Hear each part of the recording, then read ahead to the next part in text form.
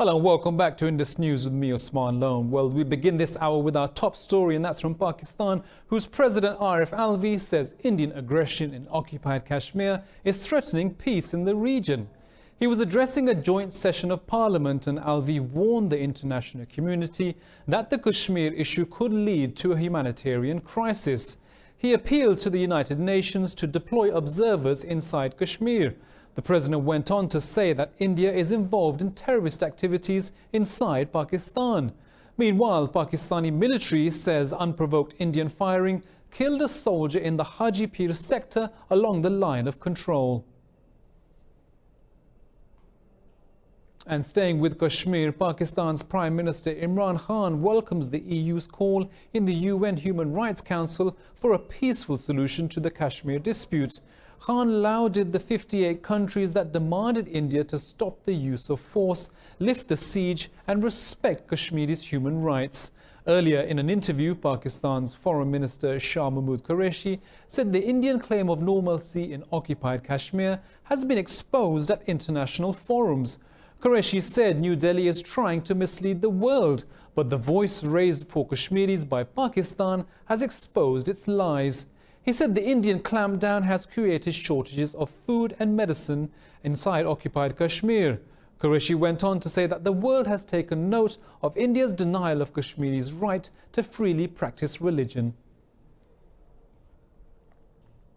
Well, Indian-American Congresswoman Pramila Jayapal has stepped in on the Kashmir issue and has expressed concern over the alarming human rights situation inside Indian-occupied Kashmir.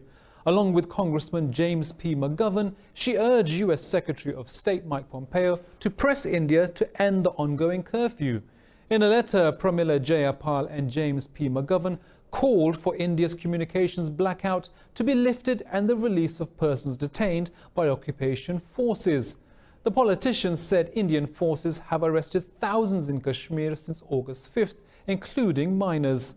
The lawmakers sought international media and independent human rights observers access to occupied territories to prove reports of abuse. Well, Prime Minister Imran Khan says Pakistan has been unfairly blamed for the United States' failures in Afghanistan. In a TV interview, Khan said Pakistan has lost 70,000 lives and incurred over $100 billion worth of losses after it joined Washington's war on terror. PM Khan says Pakistan would not have been called the world's most dangerous country if it had not taken part in the war. He said that terror groups turned against Pakistan after it joined the US-led global campaign against terrorism. PM Khan says after suffering great losses, Pakistan is blamed for the Americans not succeeding inside Afghanistan. 4 Afghanistani soldiers have been killed by a suicide attack in Kabul. The Afghan Defense Ministry says 3 others were wounded when a vehicle packed with explosives blew up near a military base. Claiming the responsibility for the attacks, the Taliban said they targeted 200 commandos deployed at the base in southern Kabul.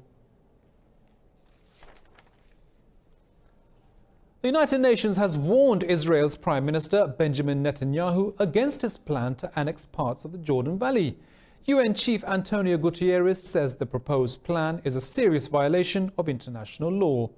Guterres says the annexation will be illegal and undermine the prospects for peace. He says it will weaken the viability of a two-state solution for the Israel-Palestine conflict. Earlier, Netanyahu said he will impose Israeli sovereignty on the Jordan Valley and northern Dead Sea if he's re-elected. Meanwhile, the Organization of Islamic Cooperation has called an emergency meeting to discuss Tel Aviv's actions.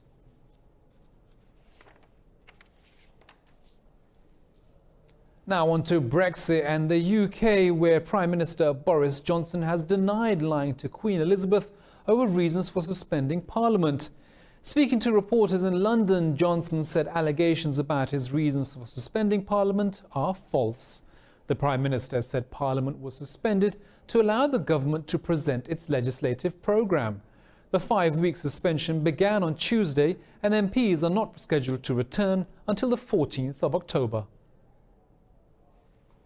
Absolutely not. And indeed, as I say, the High Court in England plainly agrees with us, but the Supreme Court will have to decide. We need a Queen's speech. We need to get on and do all sorts of things at a national level. We've got a fantastic... Now, staying with Brexit, and the European Parliament head David Sassoli has ruled out any Brexit deal without an Irish backstop. But he said the bloc is willing to revive a proposal to keep Northern Ireland in the bloc's ambit to maintain a seamless border. David Sassoli spoke a day after Britain's negotiator visited Brussels for a third round of talks with the European Commission in just 2 weeks. He said the United Kingdom hasn't provided any alternatives to the backstop. The European Parliament chief said a departure without a deal will be Britain's choice. The British government and Parliament are locked in a conflict over Brexit. Possible outcomes range from leaving the EU without a deal to holding another referendum. The backstop aims to ensure no regulatory controls on the border between the British-ruled Northern Ireland and the EU member Ireland after Brexit. Now, the UK government has published its Operation Yellowhammer papers detailing what it's planning just in case there is a no-deal Brexit. It outlines a series of reasonable worst-case scenarios for the impact of a crash out of Brexit on October 31st. More in this report. The folder of UK government papers has warned of extreme risks from the looming no-deal Brexit. Operation Yellowhammer outlines possibilities that include shortages of food and medicine, along with panic buying. The report says British citizens could be subject to increased immigration checks at EU border posts. Cabinet Minister Michael Gove says the assumptions in the document are being reviewed. The Yellowhammer documents are a worst-case scenario. They're produced so that government can take plans and take steps in order to mitigate any of those consequences. And over the course of the last 6 weeks, this government has taken considerable steps in order to ensure that if there is a no-deal scenario, that we can leave in the safest and smoothest possible way. Defence Minister Ben Wallace says the government is taking measures to mitigate the effects of a no-deal. There are certainly going to be impacts, but what we want to make sure is that the impacts are not in the hard end or the extreme, and where we feel there is an impact that can be easily mitigated or can be mitigated, we shall seek to do. Opposition leader Jeremy Corbyn called out Prime Minister Boris Johnson for putting citizens at risk. Shadow Brexit Secretary Sir Keir Starmer says Parliament should be recalled to scrutinise the documents. But Brexit Party leader Nigel Farage dismissed the talk of mayhem.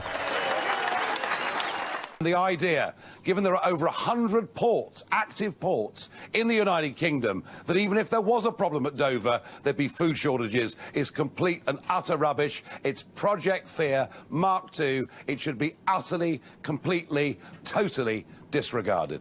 In releasing the document, Michael Gove was following an order from Parliament, but he ignored a second order to publish the opinions of government advisers about the suspension of Parliament. Now, in other news, the US Supreme Court has approved the Trump administration's plans to limit the ability of migrants to claim asylum. Under the rule, people arriving through a third country must claim asylum there first before reaching the US border. The plan will affect migrants from Central America who head north through Mexico. Curbing migration levels has been a key goal of President Donald Trump and forms a major part of his bid for re-election in 2020. Trump has called the Supreme Court ruling a big win for his border on asylum plan.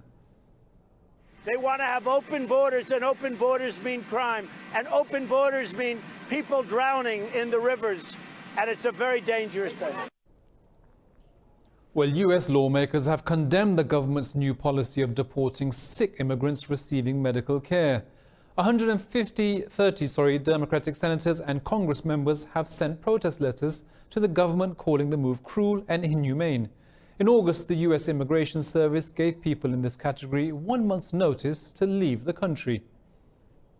Be compassionate and do the right thing. We should help those in need. The question, though, is that we are a nation of laws. We're a nation of sovereignty, and we are willing.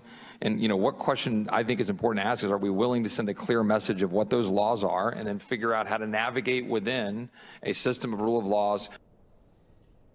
Germany has offered to conduct a conference on the situation in Libya in conjunction with the United Nations. It's a bid to stabilize the oil-producing country where rival factions have been fighting over the capital. Berlin's ambassador to Libya, Oliver Auswa, says the plan is in its early stages. This will be the first major diplomatic push since the opening of an offensive by Eastern forces loyal to Khalifa Haftar. Earlier, German Chancellor Angela Merkel said the Libyan situation risks destabilizing the whole of Africa. She told the Bundestag that Berlin will do its part to avoid a proxy war inside Libya. Well, we'll be back with more news and stories from around the world after this short break.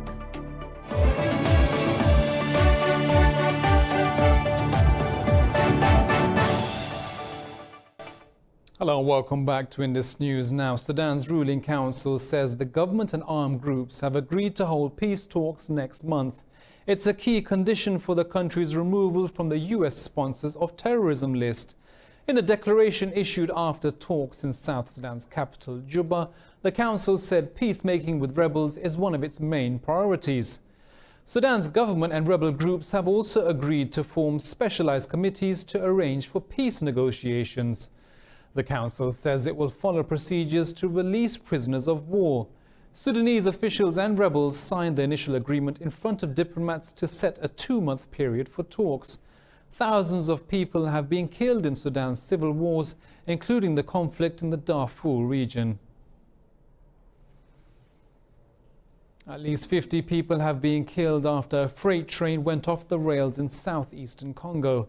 Humanitarian Affairs Minister Steve Mbikayi says 30 others were injured in the accident in the Tanganyika province. The head of the Railways Union, Victor Umba, said the deceased were stowaways. Now, in Nigeria, Boko Haram has killed 9 soldiers in an attack on a military base in the town of Gundumbali. The security officials say 27 other soldiers are missing. The Nigerian army says security forces countered the militants and repelled the attack. A decade-long insurgency in Nigeria has claimed over 30,000 lives so far.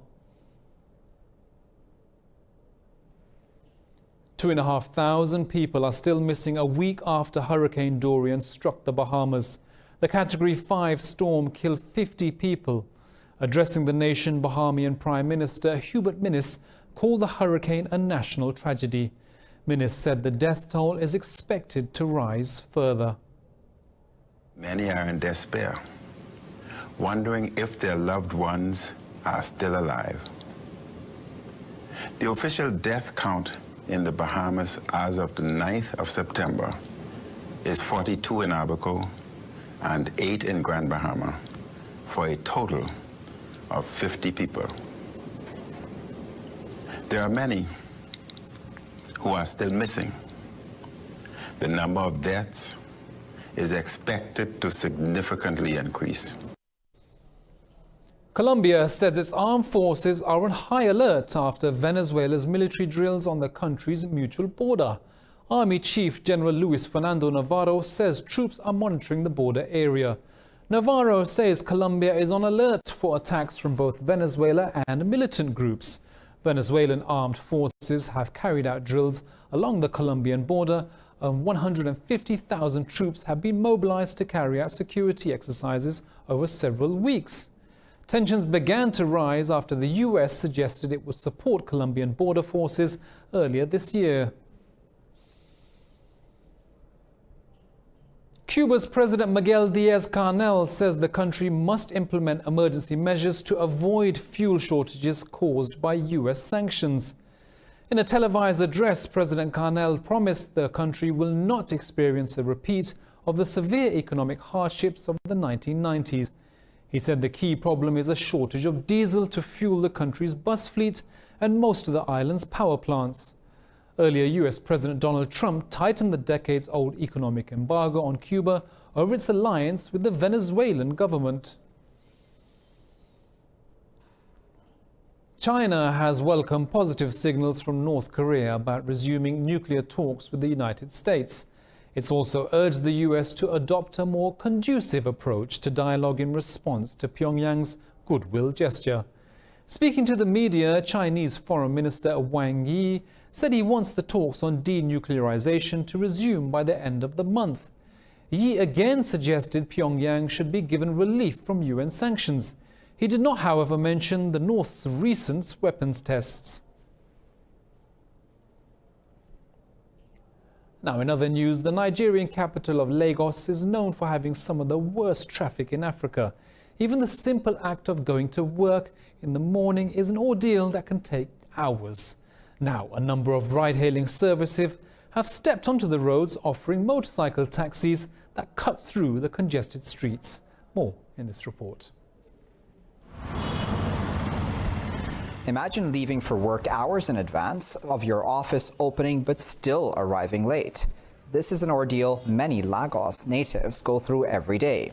Having had enough of the daily torture, many have forsaken their cars in favor of motorcycle ride-hailing apps. But this is not a new form of transport in Nigeria. Informal motorcycle taxis called Okadas have operated here for years. The difference is the Okada riders, they maneuver anyhow in hold up and in any street. They don't respect customers, their passengers, but sharply respect their customers and they drive safely.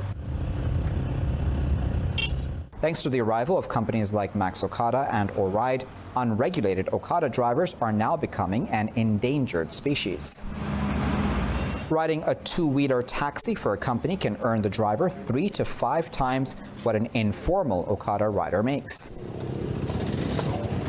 Okada riders also have to deal with extortion and harassment from local police.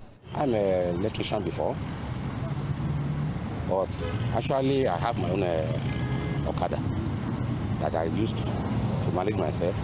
But when I see that all this, pay money today, pay money tomorrow, and the police also, I have to say so. I have to find another thing to do. When they introduce this one to me, I'm very happy. But these companies haven't managed to solve all of the Nigerian capital's transport problems just yet. Max Okada and Oride customers complain of navigation problems and drivers using longer routes to inflate fares. Regardless, these companies are here to stay. The worldwide two-wheeler taxi market is expected to be valued at $9 billion by 2021.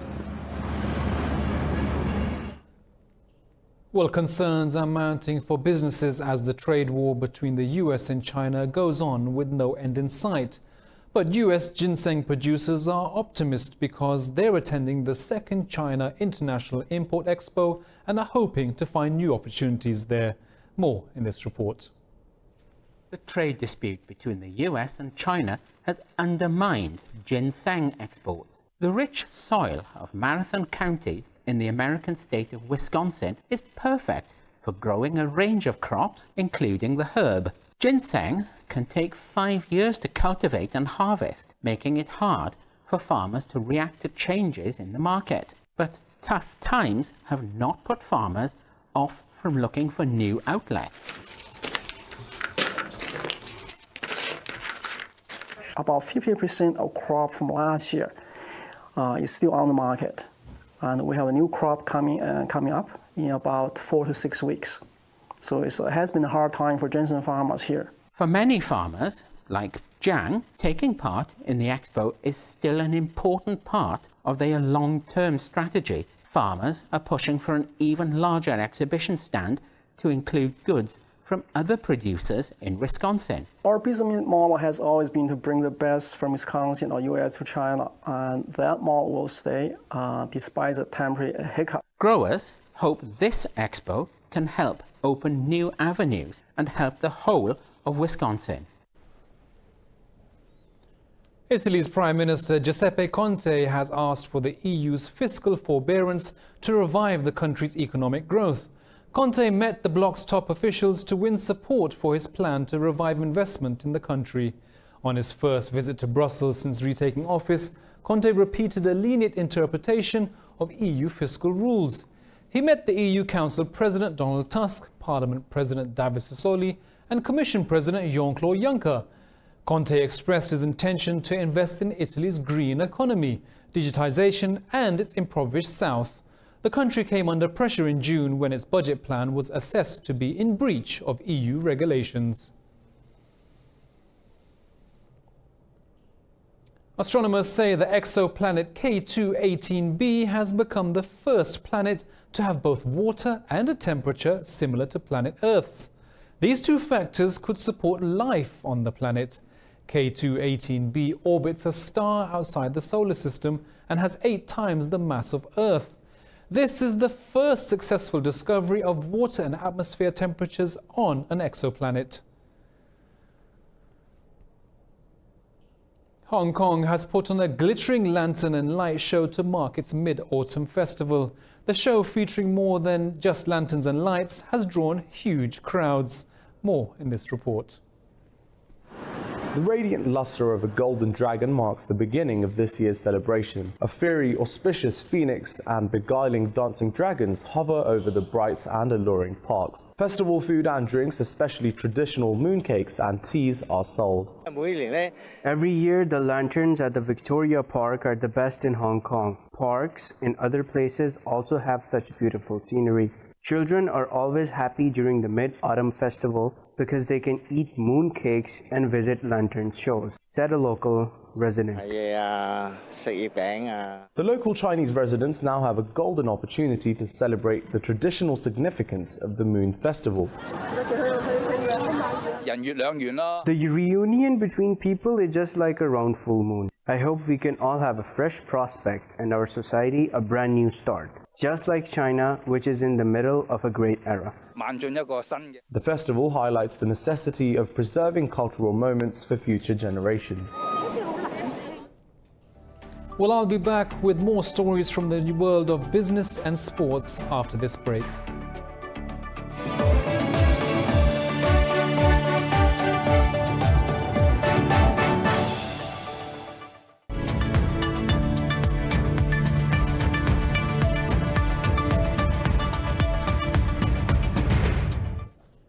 Hello and welcome back. Now in business news, US Treasury Secretary Steve Mnuchin says President Trump is willing to keep or even raise tariffs on Chinese imports if necessary. But he said the United States wants to make meaningful progress in trade talks with China. In an interview, Mnuchin warned that President Trump will only accept a good deal and said the Trump administration expects Beijing to buy US farm products.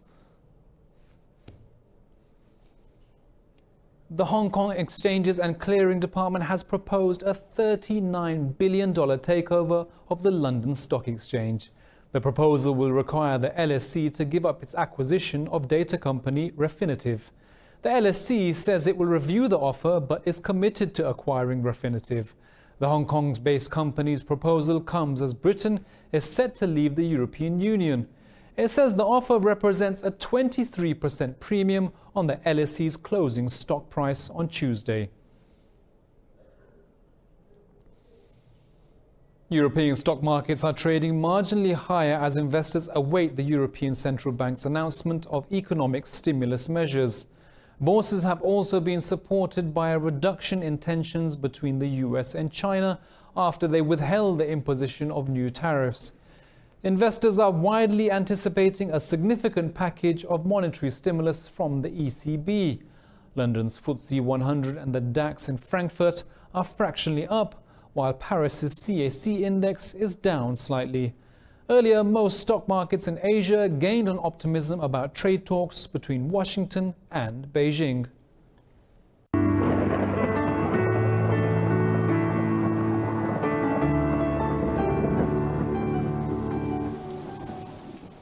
Well, it's 34 degrees here in Lahore, but let's take a look at the weather around the world.